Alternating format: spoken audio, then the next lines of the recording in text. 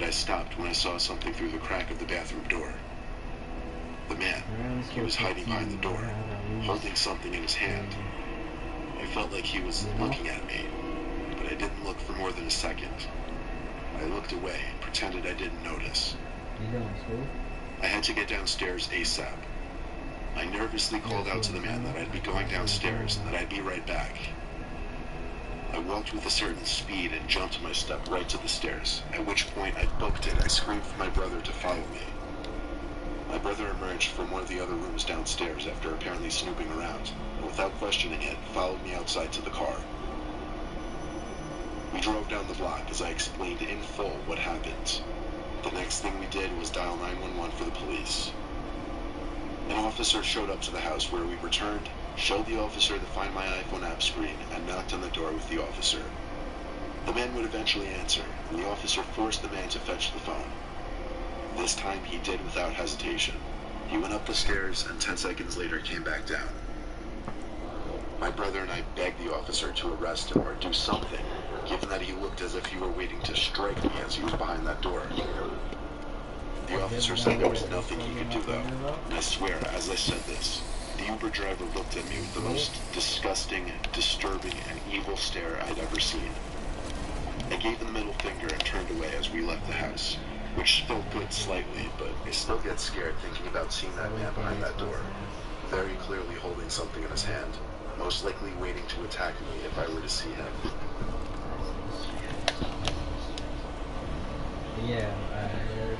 And you're fucking on a camera when a good he is not amateur.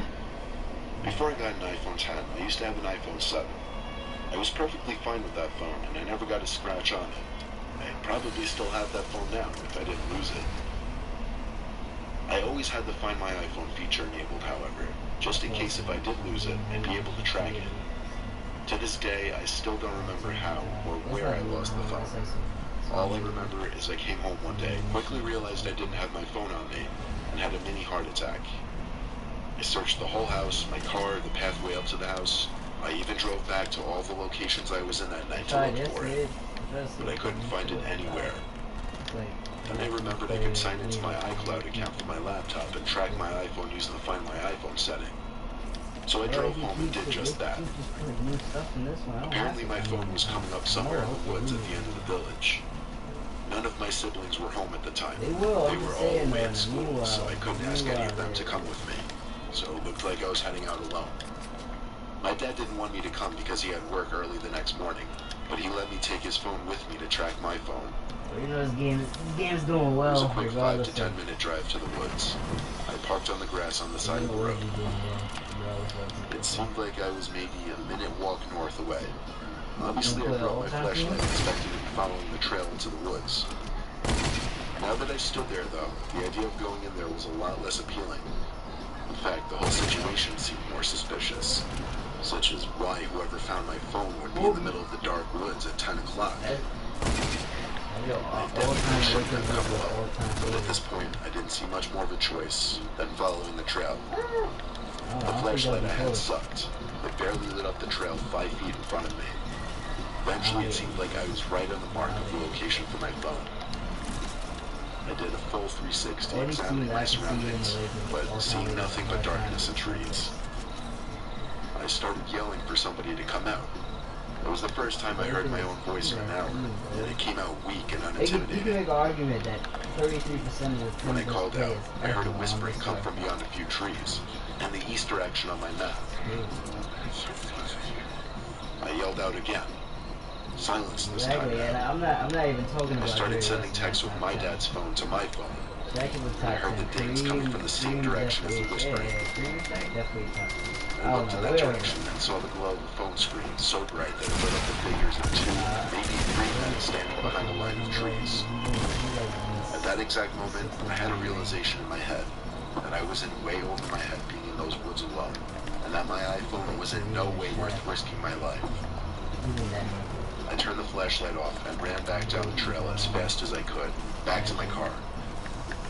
By the time I got back, my phone could no longer be located on the Find My iPhone app, meaning it was either broken, disconnected, or turned off. I have checked a few times since then if the phone comes up on the map. It never has, though. I think I made the right choice running away. I don't think any possession would be worth approaching a group of people like that in the woods. I'm Dr. Quan Stewart. I've dedicated my life to helping and protecting animals. Since I was 7 years old, I'd known that I wanted to be a veterinarian. I fulfilled that childhood dream and am now the Chief Veterinary Officer for American Humane, the country's first national humane organization. But I'm not alone in my mission to help animals. Every day, thousands of veterinarians and animal experts go to work in zoos and aquariums around the world. They are the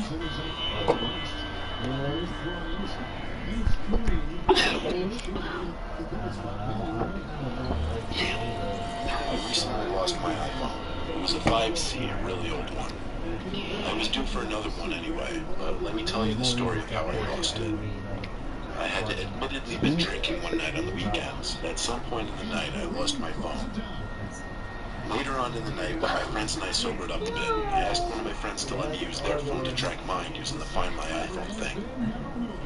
It wasn't too far, actually, only a mile away from us, but that meant someone took my phone. My friend Ryan and I took a drive to this abandoned warehouse building. Of course, it had to be an abandoned building. We found a way inside, with only Ryan's phone flashlight to use for navigation. The place was cold, full of trash and rubble, and every little sound created an echo. We heard yelling coming from upstairs, from what sounded like two people. Ryan and I figured one of them had to have my phone. So still, with a slight amount of liquid confidence in us, we found a stairway that led to the next level. We came to a hallway, which was disturbingly silent. The only thing to break the silence was a bang from a nearby locker room type area.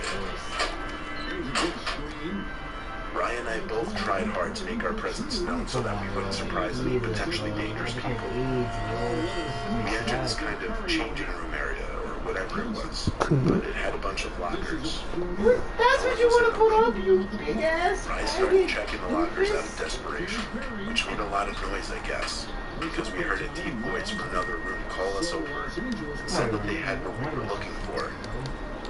I was about to walk into the adjacent room, but Ryan put his hand on my shoulder to stop me, put his finger on his lips as he went, shh. He was doing something on his phone. I didn't know what, until I heard my ringtone, and the vibration of my phone coming from one of the lockers. There were too many to distinguish quick enough which one it could be. I started checking the ones where the sound could have been coming from, before Ryan pulled me by the arm and told me, let's go. I told him, wait, let me get my phone first. But he kept saying, no, let's go. By the time we got to the car, we had a long discussion about what was going down in there, or what was about to go down. Ryan was positive we were walking straight into a trap. How he was so sure was because as I was checking the lockers for my phone, he spotted someone's head behind one of the walls to the adjacent room. They were peering their head in just barely, making it obvious they were hiding and had questionable intentions. It wasn't the end of the world. It was an old iPhone that wouldn't have been worth much anyway. It was much better to escape with our wallets, or even our lives instead.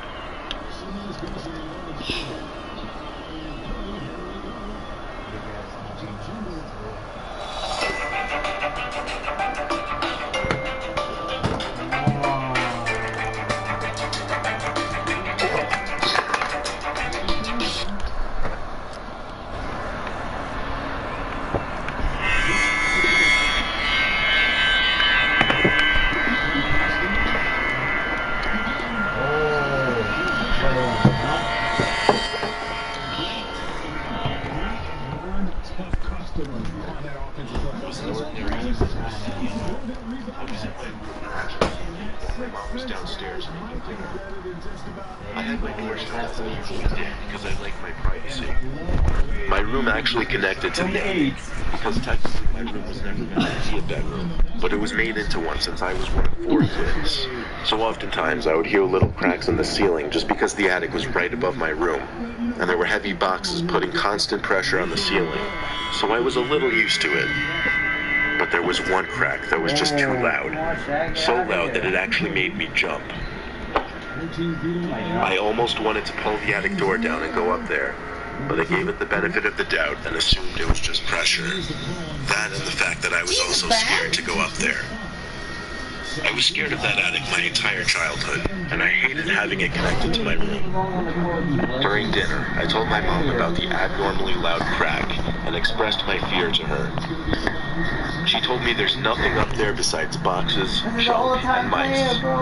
She followed the mice part up with a smile to let me know she was kidding. The rest of the night after dinner, I stayed in my room watching TV and playing video games.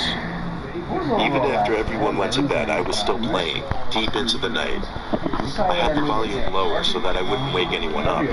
We had paper-thin walls in that house. I thought I heard another crack in the ceiling. Not as loud as the one from earlier, but still concerning enough to make me pause the game and listen. There was nothing now. I was having a bit of an adrenaline rush, so I grabbed the stepladder and pulled down the attic door. There was no light up there, I just had to use a flashlight to navigate. I didn't go in though, I just peeked my head in through the opening. There was nothing I could see except piles on top of piles of boxes.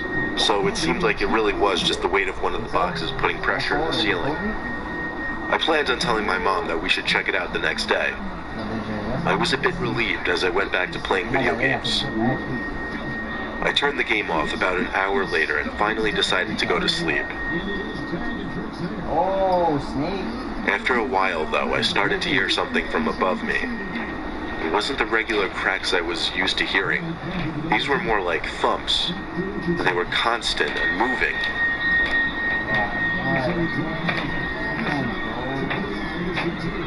It literally sounded like footsteps. The thump stopped right above the attic door, and there was silence. I stared at that attic door so intently, waiting for something to happen. But when I saw the door slowly begin to lift, it didn't feel real. Even though I was expecting something to happen, I wasn't prepared for the door to actually open. I got out of bed as quietly as I could and tiptoed to my mom's room. When I explained, she nudged me to stay in her room as she left to get my brothers. After a minute of waiting in silence, I heard a commotion from my room. It was my two older brothers yelling aggressively, and my mom screaming at them to come here. Apparently whoever was in the attic was gone though, because both of my brothers went up there and didn't find anyone. My mom also heard the noises in the attic, but didn't know what to think of it until I came and told her about the door opening. I didn't hear any noises anymore after that day, except for the usual occasional cracks in the ceiling.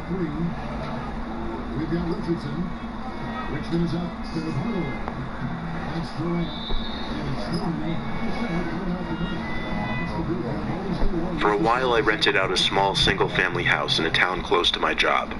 It was only a temporary thing. I only planned on being there for a few months at most. The landlord was hard to get along with because he seemed off, so that didn't help things really. It was the first week of my being there. Since it was just me living in the house, I didn't need a lot of space to store things. The house did have an attic, but I never felt the need to go up there. I just stored mostly everything in either the garage, the spare rooms, or the closets. Not that there was much living space, though.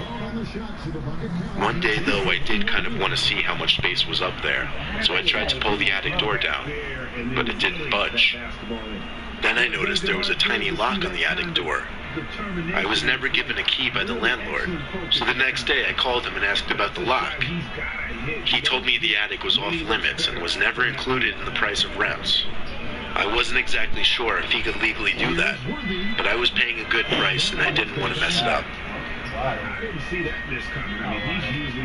The next morning I went to my fridge to grab some milk and then the cereal from the cabinet. As I took the cap off the milk carton, I questioned if the amount of milk in the carton had gone down. Surely I hadn't drank that much. Had I? That didn't get deflected? I guess I took a late-night trip to the kitchen that I didn't remember. The next morning, as usual, I came to the kitchen to have breakfast. Everything seemed to be normal, but come lunchtime, it seemed like some of my cold cuts were missing. I had to start to wonder if I was going crazy or if something was actually going on here. Why did it seem like some of my food was disappearing every day? I actually started to look into buying a camera system for the house on the Best Buy website. I did some research on cameras before going to sleep. That night I woke up around 4 and really had to pee. I tried to hold it and just sleep it off, but the urge was too much, so I eventually got out of bed to head to the bathroom. But on the way to the bathroom is the attic door in the hallway. And at first I thought I was seeing things, but after rubbing my eyes, I could see that the attic door was really open. All that ran through my mind were the words, "What the fuck?" There was a pull-down ladder leading up to the attic. I had to see what was up there. I took a bright, heavy-duty flashlight from my room and went up there. The flashlight was so bright, it lit up a huge chunk of the attic. It was a very big attic for the size of the house. I was surprised. But what surprised me even more was the twin bed tucked away in one corner of the attic, with a clothing hamper next to it. There were also clothes scattered all over the attic. But perhaps most disturbing was the TV mounted on the wall that had my bedroom on display. I guess I hadn't noticed the light from the TV screen because I was holding the flashlight the whole time. But I knew I had to get out of the house.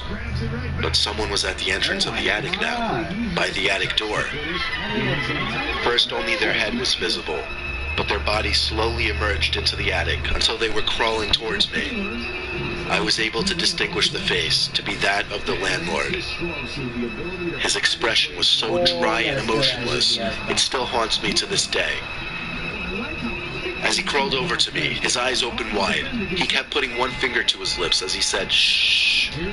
He didn't speak any words. He only went, "Shh, shh." It was a miracle that I was able to get around him in time before he could get to me. I went down the ladder and pushed it up, closing the attic door. I knew he would be out shortly, so I took my phone from the nightstand and ran for it. I ran outside and called the police. The landlord wasn't there when the police arrived, but I had all his information, and he was found the next day at his brother's house in a nearby rundown town. I moved to an apartment 2 days later, and when I plan on buying a house, I know now I'm going to avoid any houses with attics. He's got 8. And there's the pass to Barry. Oh, here comes Kobe. Please. Guys, this first half has been as tightly congested as you can hope for. There has been a lot of changes. Where is it? When I was little, my brother, sister, and I always played hide and seek when we were home alone, because it made us feel like we had full access to the house, and any room could be a hiding place. We always did 1 seeker or 2 hiders. The first person to get caught loses the round, or if the seeker didn't find either hider in 5 minutes, they lost the round, and the first of 3 points won. I lost the first round, but I still remember that somehow. We were in the second round. I was hiding again. My sister was seeking. My brother and I dispersed from the living room, which was considered the starting room, and I knew the perfect place to hide, somewhere none of us ever hid before. The attic. It was just a place none of us ever thought as a hiding spot. Maybe I could start using it as my usual hiding spot, I thought to myself. There was a step-in attic attached to a big closet, so there was no ladder or anything. I shut the attic door behind me and tried my best to navigate the attic in the dark. I got about halfway across when I found a box and a big black bag that seemed to be perfect to hide behind. Now, I wait, I thought in my head. For some reason, the act of sitting in a dark place doing nothing never got boring when you tagged it under the activity of hide and seek. I felt a rush the entire time, anxious that I'd hear the attic door open and my sister rushing inside. I was kind of subconsciously counting the minutes, even though I wasn't actually counting second for second. It was too dark to check my time. I figured 4 minutes had passed, so it was almost time to go back downstairs. But just then, there was the sound of a big bag being crumpled. Wait, I thought, did I not notice one of them sneak in here? Maybe it was my brother. But then again, maybe it was my sister. God damn. In fear of it being my sister, I didn't want to call anything out. If I just waited out the timer, I'd be good. And sure enough, a few seconds later, the pocket timer started beeping, signaling the 5 minutes was up. So I safely called out, "We win," but whoever was crumpling the bag didn't reply. They did, however, stop crumpling the bag to create an uncomfortable silence. One of them were messing with me, I knew. I went back to the attic door and turned on the light. As the light came on, I briefly saw the top of someone's head ducked behind a wall of boxes to my left. It was short hair and had to be my brother, so I called his name in a mocking kind of tone as I walked over to the wall of boxes. I was preparing to jump over it and scare him, but I wasn't the one doing the scaring in the end. On my way over to the boxes, someone stood up from behind the boxes. Not my brother, but a full-grown man, rather. He had his finger on his lips and said, "Don't freak out." That's exactly what I did. I shrieked like a little girl and left the attic in a hurry. I think he followed me to the door and stopped because he didn't chase me down the stairs. My brother and sister were already in the living room. I told them to run outside because there's someone in the attic. I guess they believed me because they hurried behind. All we could do was run to our neighbor's house, who called the police, and then our parents for us. I know it's a cliche ending, but the cops did show up and the intruder was gone, which unfortunately meant I could never actually prove to my family, or anyone, that there was someone in the attic that day. But I can assure you, it's true, and it did happen. Cody's got 11. Cody's got Come on, use that. second and third free throws tonight. And the first one drops. Off on that one, so he goes 1 for 2 at the line. Shot Thompson and no one's around. Wasted no time on that shot, but it's off the mark. Kobe passes through. Potato salad, but I don't like having to chop up the vegetables. With the veggie slicer, it does well for me. Potatoes, boom.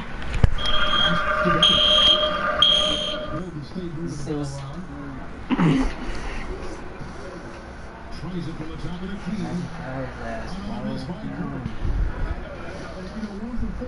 Easy start. I mean, they gotta play with a little more energy this half. Well executed. Strong.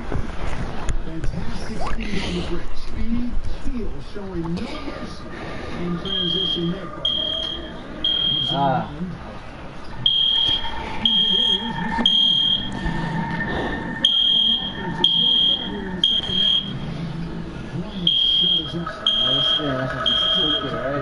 I was 14, 8th grade, last year of middle school. I had to go, so I got up from my seat in math class, took the wooden plank that was supposed to be the bathroom pass, and strolled through the hallways to the bathroom. The bathroom on the main floor had a sign on it saying out of order, use upstairs or downstairs bathroom. A random older guy walked up to me and asked with a smile on his face if I knew where the nearest bathroom was. I told him yeah, either upstairs or downstairs. He thanked me and walked to the stairs. So to avoid more potential conversation with the guy, I went down. I wondered who that guy could be. Definitely not staff. Maybe a parent. I went down to the lower level, which was literally only for bathrooms and extra locker rooms for the sport teams. I opened the door to the bathroom. The light was off, as usual for this bathroom since it was the least used one. I went to the stall and shut the door. I covered the toilet seat with paper and sat down. Suddenly, there was a white light flashing in the bathroom, and I heard the sound of the fire alarm outside of the bathroom. It was a fire drill. My heart dropped because I didn't know what to do. It was the first fire drill of the year. Would I get away with just using the bathroom while everyone else was outside? At this point, I figured I'd just do it. The flashing light got a bit annoying, as did the alarm coming from outside. Suddenly, the alarm got much louder. Then I realized it was because the door opened, and over came marching somebody right to my stall door.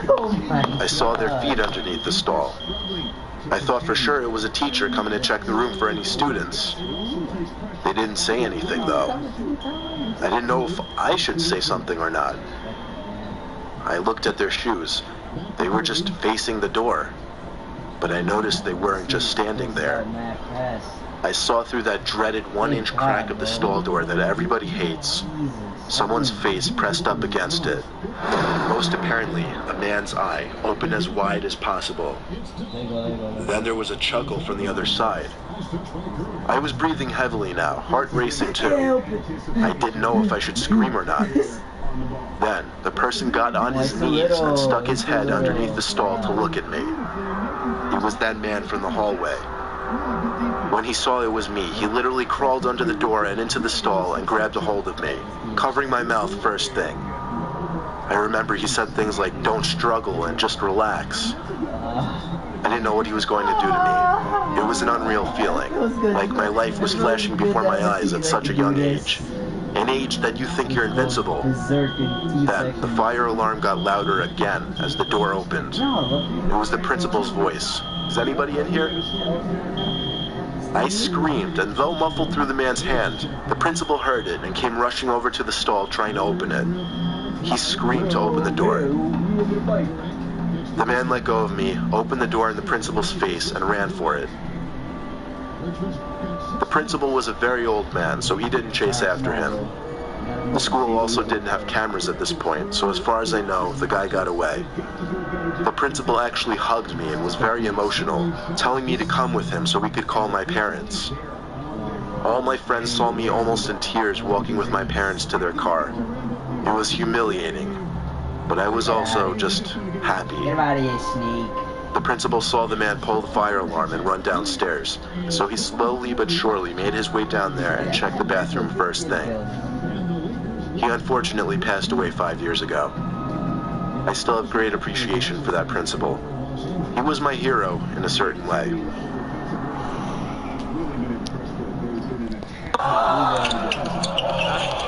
Time out! All right, coach, it's a tie game. When the ball gets passed into me at half court, what you want me to do? What do you think, son? Here's what you gotta do. Shoot! Now the feed to Goodrich.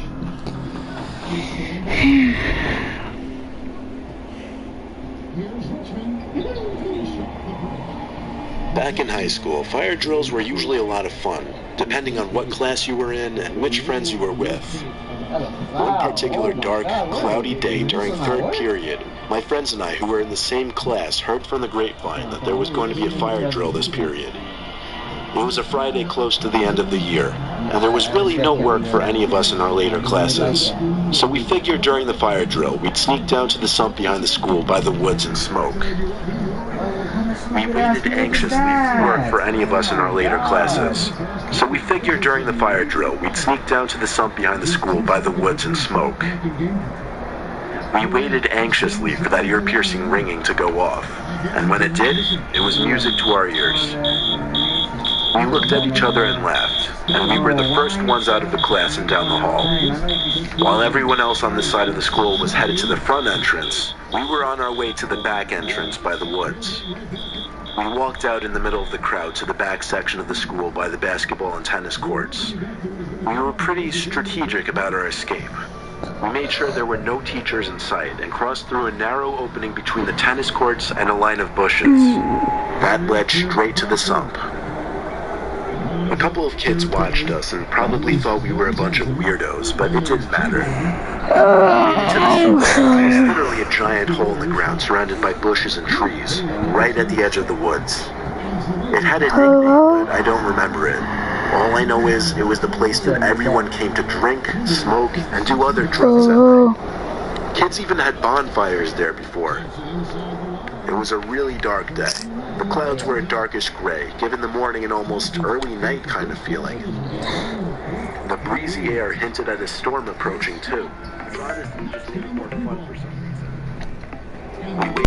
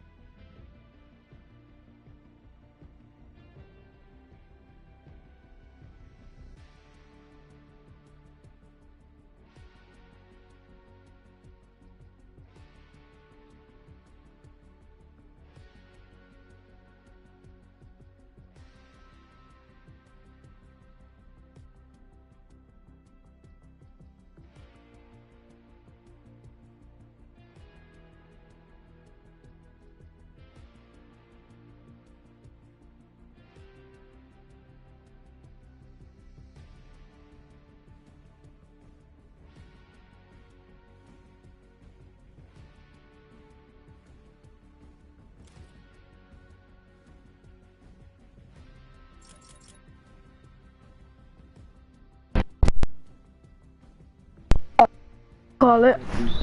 You put your Epic Games account on this? Why?